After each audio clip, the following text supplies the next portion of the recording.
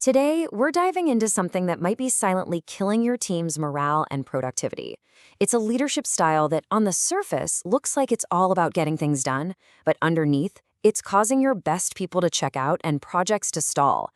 We're going to break down this go-getter problem and show you a simple but powerful shift that can flip the script from burnout to real breakthrough performance. So let me ask you, does this sound familiar? Your top performers, they're just not as engaged as they used to be. Creativity seems to have just vanished, and every meeting feels like it's less about solving problems and more about figuring out who to blame. Well, you're not alone. These aren't just random issues, they're symptoms of a really common and really costly leadership style. Let's dig in. So where's all this friction coming from? Well, it often traces back to a leadership style we'll call the go-getter. And it's a style many of us were actually taught to admire, but it's got this hidden, corrosive downside that can really poison a team's culture. So what exactly is a go-getter leader?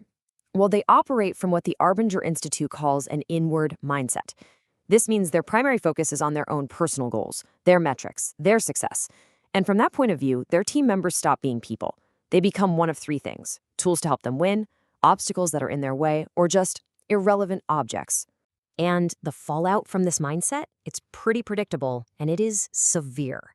People feel used, they feel drained, communication completely shuts down. I mean, who's going to share a risky new idea or deliver bad news in that environment? And when that psychological safety vanishes, innovation just grinds to a halt. Yeah, you might hit your quarterly targets, but you're absolutely torching your most valuable asset in the process, your people. Okay, so what's the alternative? It's a really powerful and kind of counterintuitive shift in how you see things.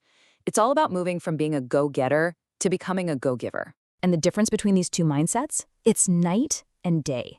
A go-getter is all about extracting value for themselves, but a go-giver, they're focused on creating value for others. One sees people as objects to be managed, the other sees them as people, with their own goals and challenges. It's a huge shift from trying to control every outcome to just focusing on removing obstacles for your team. The result is just as dramatic. You trade competition and burnout for genuine trust and loyalty. And look, this isn't just some feel-good theory. The data here is really compelling. Organizations that make this shift report a massive 30% jump in employee engagement. Just think about what that really means. It's not just happier people. It's more creativity, more effort, and a team that is truly, deeply invested in the mission. But wait, there's more. On top of that, they're seeing a 25% drop in workplace conflict. Now, just imagine for a second all the time and energy your team loses right now to infighting, office politics, and just blaming each other. What could you all accomplish if that energy was redirected into actually solving problems and innovating? Okay, this all sounds fantastic, right? But the big question is, how do you actually do it? Well, the good news is there's a really practical framework we can follow. So let's walk through the 4 core principles of go-giver leadership. These 4 principles, they all build on each other, and together they create a totally different dynamic for your team. It all starts with value, then it moves into how we communicate, then we tackle our mindset, and we finish with a final step that is so crucial but so often overlooked. All right, the first principle is simple, but it is profound. Give more in value than you expect to get back. This means you're genuinely investing in your team. You're sponsoring their development, giving them challenging projects that actually help them grow, and you're actively working to clear roadblocks out of their way. When people truly know you've got their back, their loyalty is a natural result. Second, you have to build the muscle for having tough conversations. This is all about staying curious, not furious, when things get stressful. It's about balancing your own point of view with a real, genuine inquiry into where other people are coming from. When leaders model this, meetings just transform from these blame sessions into really powerful problem-solving forums. The third principle is about breaking free from the blame game. You see, teams often get stuck in what's called the drama triangle, where they just cycle between being the victim, the persecutor, and the rescuer. A go-giver leader actively shifts the team into a creator mindset. The focus is no longer on whose fault is this, but instead on what outcome do we want? How can I take ownership? And how can we collaborate on a solution? And finally, this is a big one. You have to be able to receive. See, constant giving without being open to receiving from others is a one-way ticket to burnout. This means you have to model vulnerability. You have to ask for help. You have to admit when you're wrong and genuinely listen to feedback. This shows your team that depending on each other is a sign of strength, not a weakness. Now, here's where the real magic starts to happen.